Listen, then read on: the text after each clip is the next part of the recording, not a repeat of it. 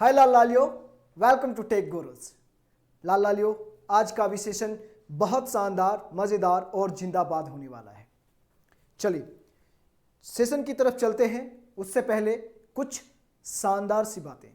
क्या बातें हैं देखिए, आप लोग कंफर्म 10th क्लास में हैं, तो 10th क्लास में आप लोगों का बोर्ड नज़दीक आ रहा है और आप लोगों को जैसे जैसे बोर्ड नज़दीक आ रही है डर बढ़ती चली जा रही है।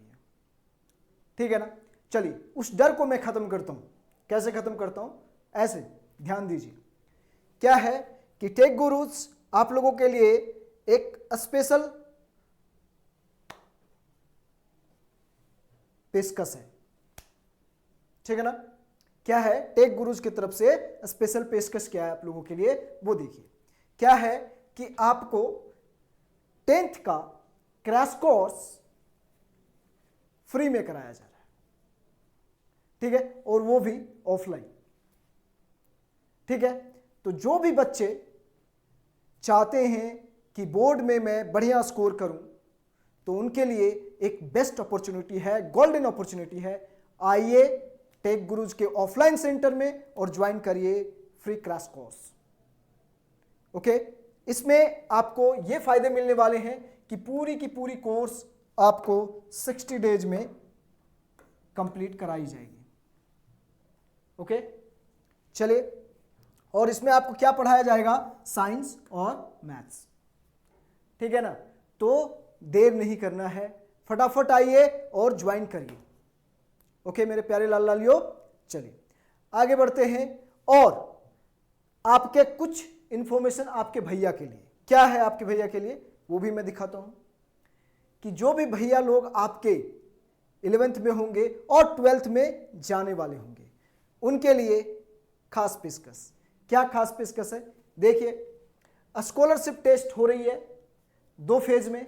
एक तो हो रही है 17 दिसंबर को और दूसरी हो रही है 21 जनवरी को, मतलब 17th December and 21st Jain. ठीक है ना। तो कोई भी फेज में ज्वाइन कर सकते हैं। रजिस्ट्रेशन आप वेबसाइट पे भी कर सकते हैं टेक गुरुज के, और ऑफलाइन सेंटर पर आके भी रजिस्ट्रेशन कर सकते हैं, जो कि बिल्कुल फ्री है। इसके लिए कोई चार्जेस नहीं है मेरे प्यारे लाल लालियों। ठीक है ना। चलिए, तो और यहां पे एक शानदार सी बात मैं एक बताता हूं कि जो इसमें से फर्स्ट करेंगे उनको मिलेगा फर्स्ट प्राइज में हमारे पास है लैपटॉप, सेकंड प्राइज है आपके पास मोबाइल फोन, और थर्ड प्राइज है आपका एयरपोर्ट। ठीक है ना। तो फटाफट आइए और अपना रजिस्ट्रेशन कराइए, क्योंकि मेरे पास है लिमिटेड सीट। इससे फायदे क्या होंगे? तो जब आप 12th में अभी जा रहे हैं, ठीक है ना, तो 12th में जा रहे हैं तो एडमिशन लेना चाहेंगे तो आपको फ्री में स्कॉलरशिप मिल जाएगा, और ये एक बहुत शानदार सी बात है। ओके, चलिए, तो ये तो कुछ बातें थी जो आपके लिए महत्वपूर्ण थी, मैंने आपके लिए लाया और सारी बात मैंने आपको बताया। तो देर नहीं करना है, फटाफट आइए और ज्वाइन करिए स्कॉलरशिप टेस्ट और क्या क्रैश कोर्स 10th का। ठीक है ना। चलिए, ओके मेरे प्यारे लाल लालियो, अब चलते हैं सेशन की तरफ। सेशन मजेदार मस्त होने वाला है। कैसे? देखिए, पिछले क्लास में अपन लोगों ने क्या पढ़ा था? लॉज ऑफ रिफ्रैक्शन के बारे में पढ़ा था। क्या पढ़ा था? लॉज ऑफ रिफ्रैक्शन के बारे में पढ़ा था। तो उसी चीज को अभी थोड़ा सा समझेंगे, फिर अभी आगे बात करेंगे। रिफ्रैक्टिव इंडेक्स की बात करने वाले। किसकी बात करने वाले हैं? रिफ्रैक्टिव इंडेक्स की बात करने वाले हैं। ओके मेरे प्यारे लाल लालियो, तो देखिए क्या यहां पे बात होने वाली है। सो चलिए देखते हैं। सबसे पहले अपन लोगों ने लॉज ऑफ रिफ्रैक्शन को पढ़ा था, तो वहां पे बात करा था अपन लोग। थोड़ी सी बात कर लेते हैं इसकी। क्या बात करा था अपन लोगों ने? तो देखिए, refraction of light follows the following 2 laws, है ना। जब लाइट की रिफ्रैक्शन होती है, रिफ्रैक्शन मतलब क्या मैंने बताया था आप लोगों को? देखिए मेरे प्यारे लाल लालियों, कि लाइट ऐसे आई और एक मीडियम से दूसरे मीडियम में चली गई, और लाइट क्या करती है? दूसरे मीडियम में जाने पर बेंड कर जाती है। इसी फेनोमेनन को क्या कह रहे थे? रिफ्रैक्शन ऑफ लाइट कहते हैं। ठीक है ना। चलिए, तो ये चीज को हम लोगों ने समझा था। तो तो यही बोला था, ये अपन का क्या होता था, इंसिडेंट रे, और ये अपन का क्या होता था, रिफ्रैक्टेड रे। ठीक है ना। तो चलिए, और ये वाली जो लाइन आप देख रहे हो इसको अपन क्या बोलते हैं, नॉर्मल, हिंदी में अभिलंब बोलते हैं उसको, है ना, सरफेस पे परपेंडिकुलर। ठीक है, ओके, सारी बात क्लियर, यहां तक बात आपको क्लियर हो रही है। तो द इंसिडेंट रे, देखिए क्या पहला लॉ है, the incident ray, the refracted ray and the normal to the surface separating the two media, separate कर रहा है दो मीडिया का, इसको मैं मीडियम 1 बोल रहा था, इसको मैं मीडियम 2 बोल रहा था। ये सब सारी चीज को मैं बहुत अच्छे ढंग से पिछले लेक्चर में पढ़ाया हुआ हूं, जाइए देखिए, आपको मजा आ जाएगा, कंफर्म मैं बताता हूं। ठीक है ना, ओके मेरे प्यारे लाल लालियो, है ना। Separating the two media all lie in the same plane, सारे के सारे क्या करेंगे, एक ही प्लेन पर लाई करेंगे, सारे के सारे क्या करेंगे, एक ही प्लेन पर, ये जैसे ये बोर्ड है इसी पर सारे के सारे एक ही प्लेन पर लाई कर रहे हैं, ध्यान रखिएगा इस बात को। ठीक है ना, ये चीज मैं बताया था। फिर मैंने बताया था the ratio of the sine of the incident angle, है ना, the ratio of the sine of the incident angle, मतलब इसका मतलब मैंने क्या बताया था मेरे प्यारे लाल लालियो, साइन आई मतलब the ratio of the sine of the incident angle to the sine of the refracted angle, मतलब sine of the refracted angle is constant for a pair of two media, है ना, जब दो media का pair हो, दो medium की। जैसे मान के चलता हूं कि मैं इसको अभी एयर मान लूं और इसको मैं वाटर मान लेता हूं, तो देखिए दो मीडियम का पेयर है ना आपके पास, समझ में आई। और इसको मैंने क्या बोला, इज इक्वल टू क्या बोला गया था, कांस्टेंट। ठीक है ना, और यही साइन आई अपॉन साइन आर, ये कांस्टेंट ही क्या होता था, म्यू, जिसको हम क्या बोल रहे थे, रिफ्रैक्टिव इंडेक्स।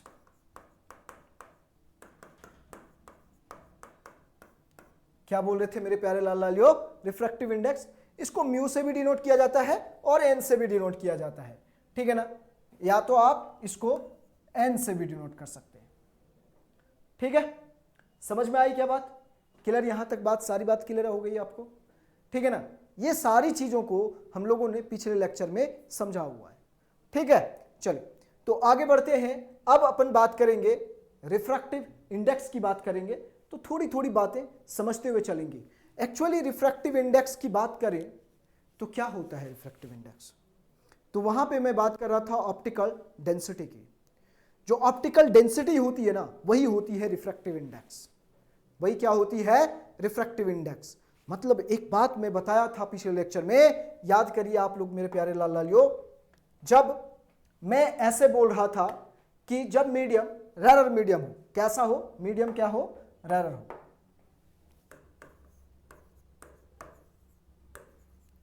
जब रेरर मीडियम की बात कर रहे थे अपन लोग, तो इसमें क्या देखा था कि स्पीड ऑफ लाइट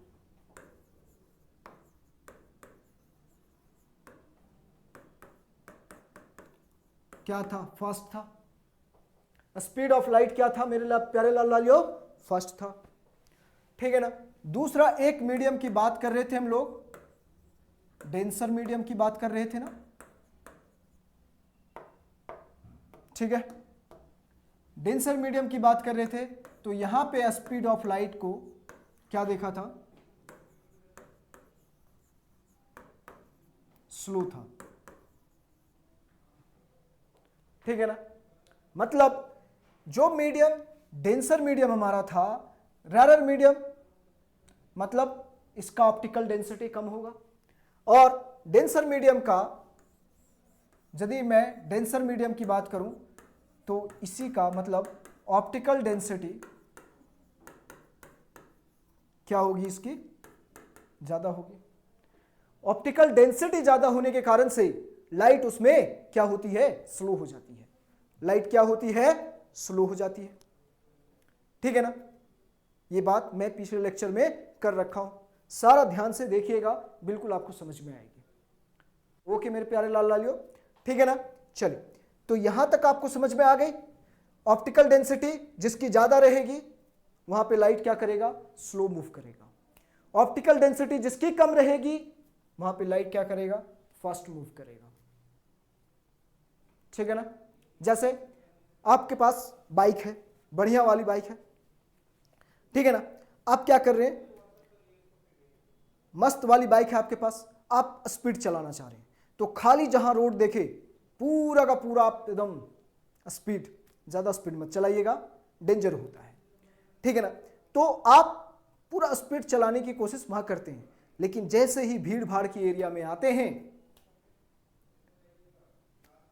क्या होता है, आप स्लो हो जाते हैं। ठीक है ना। क्यों?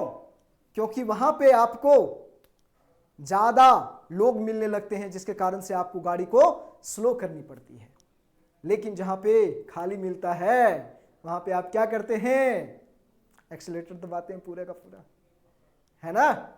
चलिए, ये बात आपको समझ में आई, क्लियर, मेरी बात समझ में आई क्या? तो ऑप्टिकल डेंसिटी जो किसका ज्यादा होगा, जो मीडियम क्या होगा, डेंसर होगा। रेरर मतलब हल्की मीडियम, मतलब विरल माध्यम, और डेंसर मतलब सघन माध्यम हिंदी में। चलिए, ये बात हो गई, समझ में आई। तो रिफ्रैक्टिव इंडेक्स मतलब क्या है, ऑप्टिकल डेंसिटी ही है। ठीक है ना। हम लोग क्या करते हैं, रिफ्रैक्टिव इंडेक्स जो हमारा होता है वो क्या होता है, ऑप्टिकल डेंसिटी ही होता है। जिसकी ऑप्टिकल डेंसिटी ज्यादा वहां पे लाइट स्लो होगी। मतलब रिफ्रैक्टिव इंडेक्स से एक रिलेशन होता है inversely proportional to velocity of light, मतलब स्पीड ऑफ लाइट कहिए या वेलोसिटी ऑफ लाइट कहिए।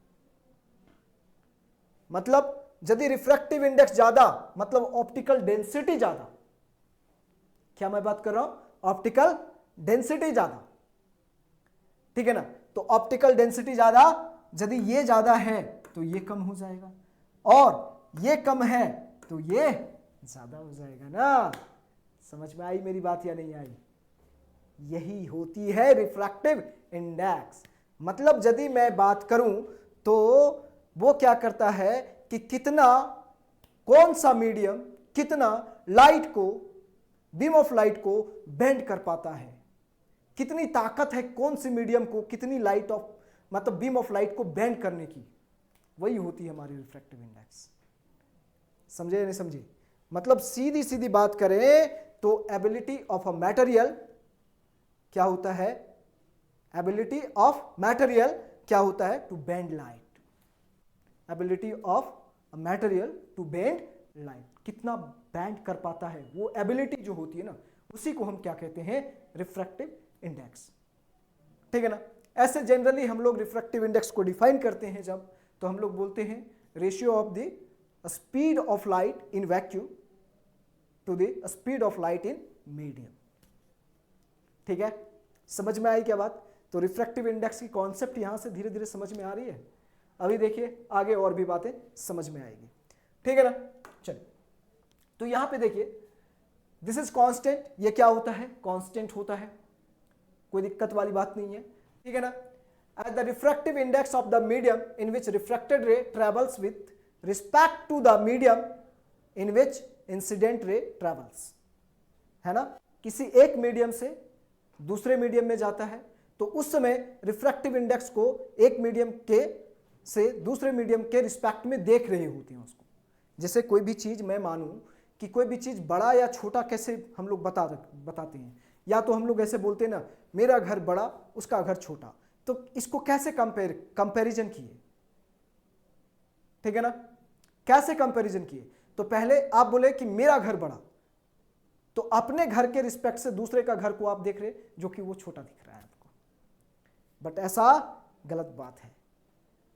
ठीक है ना, ऐसा बोलना गलत बात होता है, ये फिर अलग सी भावना पैदा करती है। ये सब चीजें सोचनी नहीं। मतलब जब मैंने एक एग्जांपल लिया, जैसे कि मैं बोलूं ये पेन मेरी उंगली से बड़ा है, तो this is my finger and this is pen. ठीक है ना। तो मैं कैसे बताया ये पेन बड़ा है? तो मैंने बोला मेरी उंगली से इतना बड़ा है। ठीक है ना। तो इस तरह से हम लोग क्या करते हैं, कंपैरिजन करते हैं। ठीक है ना, क्या करते हैं, कंपैरिजन करते हैं। ठीक है, तो यही होता है हमारा रिफ्रैक्टिव इंडेक्स की कहानी। ठीक है, ओके। देखिए refractive index is denoted by n या म्यू। आप यहां से, मैं यहां पे लिखा हुआ है तो मैं जनरली ऐसे एन लिखा हुआ है, कोई बात नहीं, लेकिन मैं जनरली म्यू से डिनोट करता हूं, कोई दिक्कत वाली बात नहीं है। आप एन से भी डिनोट करो, कोई दिक्कत वाली बात नहीं है। आप एन से भी डिनोट करो, कोई दिक्कत वाली बात नहीं है, ठीक है ना। Refractive index of second medium with respect to first medium it denoted by, और इसी चीज को हम लोग लिखेंगे म्यू टू वन या एन, या तो फिर आप लिख सकते हो एन टू वन, जो लिखना आप लिखिए। मतलब इसका मतलब क्या हो जाता है, देखिए mu two upon mu one, और अभी मैंने बताया क्या बोला कि रिफ्रैक्टिव इंडेक्स जो होता है inversely proportional to speed of light, मतलब कि यहां पे स्पीड ऑफ लाइट इन किसी मीडियम में हो या कहीं पे भी हो, जो भी है, ठीक है ना, तो यहां पे हो गया v1 अपॉन v2। समझे नहीं समझे, ठीक है। तो ये रिलेशन हमारे सामने आता है, और हम लोगों ने एक चीज को पढ़ा है अभी, sine I upon sine r is equal to mu two one, ये मैंने पढ़ा ना अभी, स्नेल्स लॉ, ये मैंने बताया भी था। इसको क्या कहते हैं, स्नेल्स लॉ कहते हैं। क्या कहते हैं अपन लोग, स्नेल्स लॉ कहते हैं। ओके मेरे प्यारे लाल लालियो, ठीक है ना। तो ये रिलेशन को भी ध्यान रखना। अब इसी चीज को मैं लिख सकता हूं mu two upon mu one लिख सकता हूं, कोई दिक्कत वाली बात नहीं है। देखिए यही चीज यहां पे लिखा हुआ है, ठीक है। तो आपके लिए यहां पे सारी जगह पर एन से डिनोट करा गया है, इसलिए मैं एन से ही सारी जगह पर डिनोट कर देता हूं, ठीक है ना, ताकि आपको दिक्कत ना हो। अब दोनों तरीका आपके सामने है, जिससे आप डिनोट करना चाहें डिनोट करिए, कोई दिक्कत वाली बात नहीं है, ठीक है ना। ओके, तो यहां पे क्या हो जाएगा, एन टू वन हो जाएगा। इसी चीज को मैं लिख सकता हूं n two upon n one लिख सकता हूं, राइट। समझ में आई मेरी बात, ठीक है। तो वो जो कांस्टेंट होता है वो क्या होता है, रिफ्रैक्टिव इंडेक्स होता है, ठीक है ना। चलिए, okay, this law is also known as Snell's law. इसको क्या कहते हैं, स्नेल्स लॉ कहते हैं, है ना। और किन्होंने दिया था, प्रोफेसर विल्बॉर्ट स्नेल नाम था इनका, ठीक है ना। Okay, Dutch mathematician and astronomer थे, ठीक है, कोई बात नहीं, याद रख लेंगे, ठीक है। चलिए ओके, अब हम लोग चलते हैं रिफ्रैक्टिव इंडेक्स की बात करते हैं। तो रिफ्रैक्टिव इंडेक्स की जो अभी मैंने बात करी वही सारी बातों को यहां पे ध्यान दीजिए। The amount of change in the speed of light in a medium, कितना, किसी मीडियम में कितना अमाउंट ऑफ लाइट को की स्पीड को चेंज कर दिया जाता है, ठीक है ना। Okay, this property is known as refractive index. उसी को हम लोग क्या कहते हैं, the amount of change in the speed of light in a medium, और उसी प्रॉपर्टी को क्या कहते हैं हम लोग, refractive index of the medium, refractive index of the medium. अच्छा, refractive index is a measure of how much the speed of light changes when enters the medium from air. Air से किसी medium में जो light inter कर रहा है और वो कितना उसकी स्पीड ऑफ लाइट में चेंज आई, उसी का मेजरमेंट, ठीक है ना। समझ में आई। तो refractive index is a measure of how much the speed of light changes when इंटर्स the medium from air. समझ में आई क्या मेरी बात, ठीक है ना। तो देखिए यहां पे समझिएगा मेरी बात को, देखिए ये हमारा क्या हो गया, ठीक है ना, इंसिडेंट रे, और ये अपन का नॉर्मल, और ये मान लीजिए क्या हो गया, रिफ्रैक्टेड रे, ठीक है। और ये एंगल आई होता है और ये एंगल अपन का आर होता है। मान लीजिए ये मीडियम को मैं एयर मान लिया और ये मीडियम को मैंने वाटर मान लिया, तो इसी में हम लोग लिखेंगे refractive index of medium, refractive index of water with respect to air. समझे नहीं समझे, इसी चीज से लिखा जाता है कि जैसे कि मान लीजिए ये मीडियम, इसको मैं अभी 1 मान लूं और इसको मैं मीडियम 2 मान लूं, तो मैं इसी चीज को लिख सकता हूं, ऐसे भी लिख सकता हूं मेरे प्यारे लाल लालियो, थोड़ा सा ध्यान दीजिएगा। क्या लिख सकता हूं, refractive index of medium 2 with respect to medium 1। ये पढ़ते हैं, इसको कैसे पढ़ते हैं, तो देखिए मैं लिख देता हूं, refractive index of medium 2 with respect to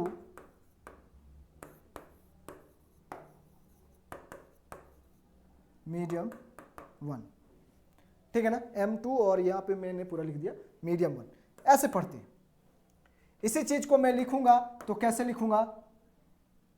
लिखूंगा मेरे प्यारे लाल लालियो, N2/N1, और वेलोसिटी से देखें तो यहां पे स्पीड ऑफ लाइट कितना है v1 और यहां पे कितना है v2, तो ये हो गया v1/v2 हो गया, v1/v2 हो गया, ठीक है ना। जस्ट इसका उल्टा, क्यों?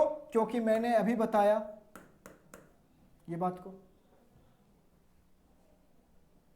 ठीक है। तो ये बात समझ में आई, रिफ्रैक्टिव इंडेक्स की कहानी समझ में आ गई आपको, क्या होता है रिफ्रैक्टिव इंडेक्स, पूरी की पूरी बात आपको क्लियर हो गई मेरे प्यारे लाल लालियो, सारी बात मैंने बताया, क्लियर तरीके से बताया। तो ये होती है हमारी रिफ्रैक्टिव इंडेक्स। अब इसी में हम लोग पढ़ते हैं एब्सोल्यूट रिफ्रैक्टिव इंडेक्स और रिलेटिव रिफ्रैक्टिव इंडेक्स को, तो इसको भी देख लेते हैं हम लोग, थोड़ा सा समझ लेते हैं, बहुत बढ़िया से समझ में आएगा, ठीक है ना। तो रिफ्रैक्टिव इंडेक्स क्या होता है? Optical density measured by refractive index. Optical density किसके द्वारा मेजर होता है? रिफ्रैक्टिव इंडेक्स के द्वारा। मतलब जिसकी ऑप्टिकल डेंसिटी ज्यादा होगी वहां पे लाइट क्या हो जाएगा? स्लो हो जाएगा। जिस मीडियम की ऑप्टिकल डेंसिटी कम, लाइट फास्टर ट्रेवल करेगी वहां पे। समझ में आई क्या बात? क्लियर? यहां तक एकदम शानदार तरीके से सारी बात आपको समझ में आ गई। एक एक चीज को मैं आपको एक्सप्लेन कर दिया, ठीक है ना। चलिए समझेंगे, अभी और भी बातें हम लोग समझने वाले हैं, ठीक है ना। अच्छा लगेगा, बिल्कुल अच्छा लगने वाला है, ठीक है। चलिए तो यहां पे देखिए, अब बात करते हैं अपन लोग एब्सोल्यूट रिफ्रैक्टिव इंडेक्स की बात करते हैं। तो एब्सोल्यूट रिफ्रैक्टिव इंडेक्स का मतलब ये हो गया कि एब्सोल्यूट रिफ्रैक्टिव इंडेक्स का मतलब ये हो गया कि जब भी आपकी लाइट आएगी, कहां से आएगी? वैक्यूम से आएगी या तो फिर एयर से, क्योंकि एयर और वैक्यूम में जो स्पीड ऑफ लाइट मानी जाती है वो क्या मानी जाती है कि वही 3 × 10⁸ मीटर पर सेकेंड, ठीक है ना। तो यहां पे C से डिनोट करते हैं और C हमारा क्या होता है? 3 × 10⁸ मीटर पर सेकेंड होता है, ठीक है ना। ओके, तो रिफ्रैक्टिव इंडेक्स जो एब्सोल्यूट रिफ्रैक्टिव इंडेक्स हमारा होता है वो क्या होता है? Speed of light in air और वैक्यूम कहिए, ठीक है ना, upon speed of light in a medium. तो उसी चीज को हम लोग लिख देते हैं N बराबर C/V।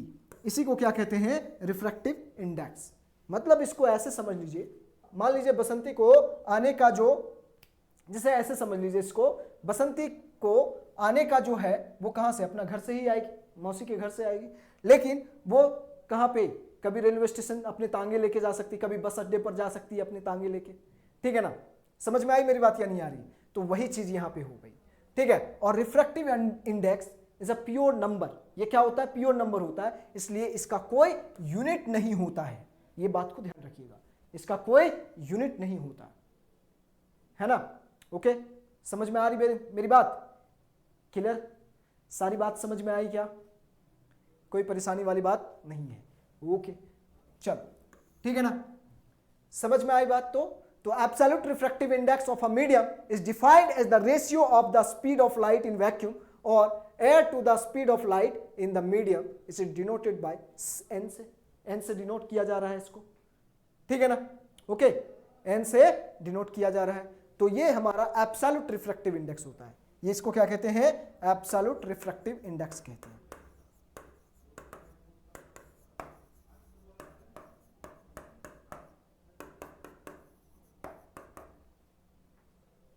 ठीक है, क्लियर? यहां तक बात समझ में आ गई? एब्सोल्यूट रिफ्रैक्टिव इंडेक्स कहते हैं, ठीक है। अब थोड़ी सी बात कर लेते हैं अपन लोग रिलेटिव रिफ्रैक्टिव इंडेक्स की।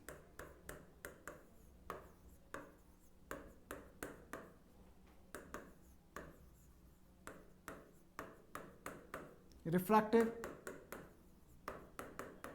इंडेक्स की बात करते हैं, रिलेटिव रिफ्रैक्टिव इंडेक्स की बात करते हैं, रिलेटिव रिफ्रैक्टिव इंडेक्स की बात करते हैं। ये क्या होता है?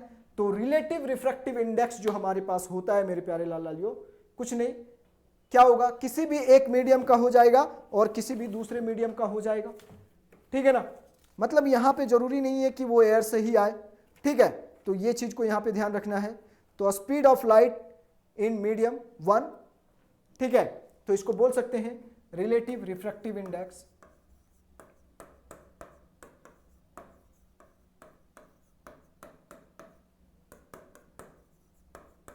इंडेक्स इसको मैं बोल सकता हूं μ21 या n21 बोल सकता हूं इसको, ठीक है ना।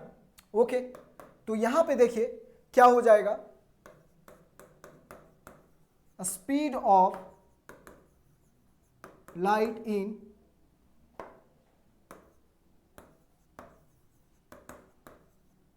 मीडियम 1, मतलब V1 बोल दीजिए इसको, अपॉन में speed of light in medium 2 बोल दीजिए, इसमें V2 बोल दीजिए, ठीक है ना। तो ये होता है, तो n21 इज इक्वल टू क्या होगा, V1 अपॉन V2 हो जाएगा। इसी को क्या कहेंगे, रिलेटिव रिफ्रैक्टिव इंडेक्स कहेंगे। क्या कहेंगे मेरे प्यारे लालालियो, रिलेटिव रिफ्रैक्टिव इंडेक्स कहते हैं इसको, ठीक है ना। समझे नहीं समझे, जैसे कि समझिए, मान लीजिए यहां से लाइट आई और ये V1 और ये मीडियम 1 है हमारा, ठीक है ना, और यहां पे लाइट गई और ये हमारा V2 है और ये मीडियम 2 है हमारा है, ठीक है। मतलब बसंती अब हो सकता है कि कभी घर से भी आए, कभी ठाकुर के घर से भी आए, ठीक है ना, कुछ ठाकुर चाचा के यहाँ गया गई हुई है वहां से भी आए, और जा भी सकती है कोई भी मीडियम में ये लाइट, मतलब कि बसंती बस अड्डे पर टांगे लेके जा सकती है या फिर रेलवे स्टेशन पर भी जा सकती है, किसी भी जगह पर जा सकती है, ठीक है ना।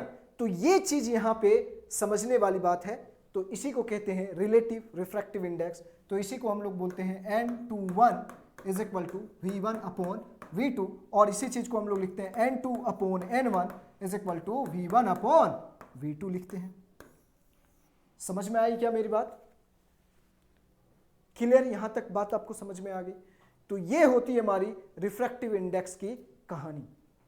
ओके, तो रिफ्रैक्टिव इंडेक्स जिस भी मीडियम का ज्यादा होगा उसमें लाइट जो बैंड होने की, उसकी बैंड करने की जो कैपेसिटी होगी वो ज्यादा होगी, ठीक है।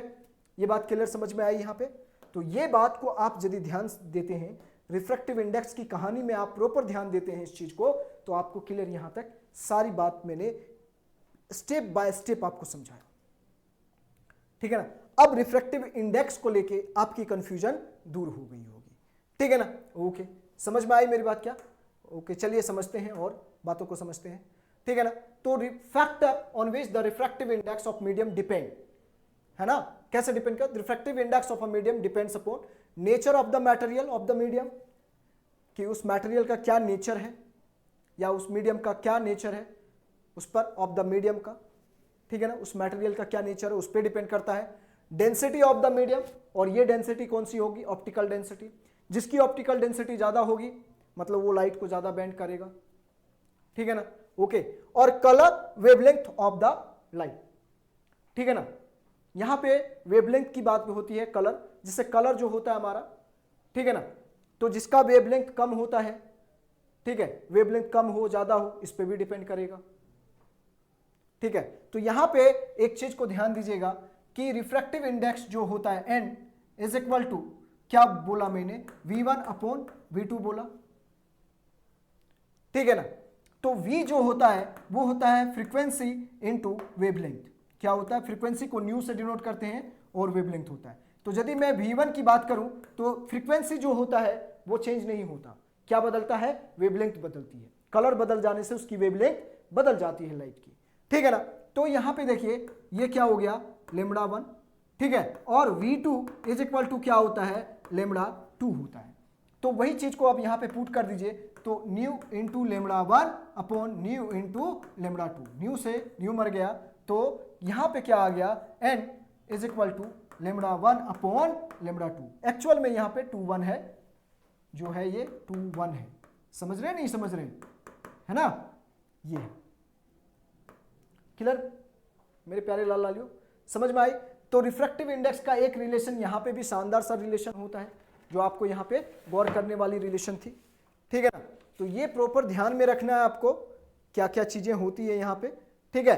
तो मतलब वेवलेंथ से भी रिलेशन को मैंने दिखा दिया आपका, ठीक है, समझ में आई मेरी बात। लेमड़ा क्या होता है, वेवलेंथ को लेमड़ा से डिनोट करते हैं, किससे, लेमड़ा से, ठीक है ना, किससे डिनोट करते हैं, लेमड़ा से डिनोट करते हैं, ठीक है। चलिए, तो इतनी सारी बातें यहां पे है जो आपको ध्यान रखनी है। ओके मेरे प्यारे लाल लालियो, तो ये सारी बातें हैं, रिफ्रैक्टिव इंडेक्स की कहानी है ये सारी की सारी। अब देखिए थोड़ी सी बात आपको कंफ्यूजन आपकी मैं दूर करता हूं, कैसे दूर करता हूं ये थोड़ा ध्यान दीजिएगा। मान लीजिए कि किसी का speed of light, speed of light दे रखा है आपको c, कितना दे रखा है, एयर में बात किया हूं, speed of light in air, ठीक है ना। मैं यहां पे लिख देता हूं प्रॉपर इन एयर, और इसको c से डिनोट करते हैं। ये कितना दे रखा है, 3 × 10⁸ मीटर पर सेकेंड, ठीक है ना। Speed of light in air आपको दे रखा है 3 × 10⁸ मीटर पर सेकेंड, और speed of light in glass, जो इसको v से डिनोट कर देता हूं, ये मान लीजिए 2 × 10⁸ मीटर पर सेकेंड दिया हुआ है, ठीक है। समझ में आई मेरी बात या नहीं आ रही है, ठीक है ना। तो इसको हम लोग निकालना चाहते हैं कैसे, refractive index of glass with respect to air, refractive index of medium 2 with respect to medium 1। तो इसी चीज को लिखेंगे रिफ्रैक्टिव इंडेक्स ऑफ ग्लास, है ना, upon refractive index of air, ठीक है ना। ओके, इसी चीज को ऐसे लिखोगे तो क्या लिखोगे, वेलोसिटी ऑफ लाइट, है ना, speed of light in air upon speed of light in glass. और वो दोनों हमको दे रखा है, कितना दे रखा है, एयर में कितना दे रखा है 3 × 10⁸, और यहां पे दे रखा है 2 × 10⁸। इसको काट दीजिए तो कितना आ गया 3/2। मतलब refractive index of glass with respect to air कितना होता है 3/2, और इसी को यदि आप सॉल्व करोगे तो कितना आ जाएगा 1.5। तो रिफ्रैक्टिव इंडेक्स ग्लास का कितना होता है 1.5 होता है, ठीक है ना। इसी तरह से चीजें आपके सामने रहेंगी, आप उसको निकाल के देख सकते हो, ठीक है। किसी में आपको रिफ्रैक्टिव इंडेक्स दिया हुआ रहेगा और बोलेगा कि उसकी स्पीड ऑफ लाइट निकाल के दिखाओ, ठीक है ना। जैसे कि मान लीजिए आपको दे रखा है म्यू दे रखा है 1.5, ठीक है ना, और सी आपको ऑलरेडी पता होता है 3 × 10⁸। तो म्यू बराबर क्या होता है, सी अपॉन वी होता है। तो अब यहाँ पे वी निकालना है अपन को, क्या बोला है, वी निकालो। तो वी निकालने के लिए क्या करोगे, सी अपॉन म्यू कर दोगे। तो सी अपन का कितना हो गया 3 × 10⁸, और म्यू कितना हो गया 1.5, ठीक है। समझ पा रहे नहीं समझ पा रहे, ठीक है। तो यहां पे आप क्या करिए, डेसिमल हटा दीजिए, हाँ, कितना आ गया देखिए तो 2 × 10⁸ मीटर पर सेकेंड। देखिए आपका वही चीज आ गया। एक बार इसको इधर से मैंने बना दिया, एक बार इधर से बना दिया। समझ में आई मेरी बात या नहीं आई? तो क्लियर, ये जो बातें हैं मेरे प्यारे लाल लालियो, ये हमको समझाता है रिफ्रैक्टिव इंडेक्स के बारे में। अब इसी में देख लीजिए, समझिए कुछ बातों को। जैसे कि रिफ्रैक्टिव इंडेक्स किसका कितना होता है, तो सबसे ज्यादा रिफ्रैक्टिव इंडेक्स होता है डायमंड का, हीरा जिसको आप कहते हैं ना, हीरा, लड़का हीरा है ना, वही डायमंड का सबसे ज्यादा होता है। तो डायमंड का होता है 2.42, एयर का होता है 1.0003 होता है, लेकिन जनरली हम लोग 1 ले लेते हैं उसको, ठीक है ना। आइस का 1.31, वाटर का 1.33। तो आपको जो याद रखना है वो सब याद रखने की जरूरत नहीं है, आपको एयर का याद रख लीजिए, आप किसका याद रख लीजिए, एयर का याद रख लीजिए, एयर का याद रख लीजिए, फिर वाटर का याद रख लीजिए, ठीक है ना। और ज्यादा करिएगा तो क्राउन ग्लास का याद रख लीजिए, ठीक है, और एक डायमंड का याद रख लीजिए। इतना आप याद रख सकते हैं, ठीक है। तो ये रिफ्रैक्टिव इंडेक्स की कहानी है, पूरी की पूरी कहानी है मेरे प्यारे लाल लालियों। ओके, क्लियर, यहां तक आपको बात समझ में आई होगी सारी बात, ठीक है ना। तो ध्यान से देखिए, सारी चीजों को क्लियर करिए। ओके, तो ये थी रिफ्रैक्टिव इंडेक्स की कहानी जो मैंने आप लोगों को बताया। क्लियर? आप लोगों को समझ में आई होगी सारी की सारी बात। रिफ्रैक्टिव इंडेक्स का कॉन्सेप्ट बहुत इंपॉर्टेंट होता है, यदि आप समझ गए तो आपको हर बात क्लियर हो जाएगी। ओके मेरे प्यारे लाल लालियो, चलिए तो मजा आया होगा आप लोगों को। तो कहते हैं ना, हम हैं राही प्यार के, फिर मिलेंगे चलते चलते। ठीक है, चलिए ओके।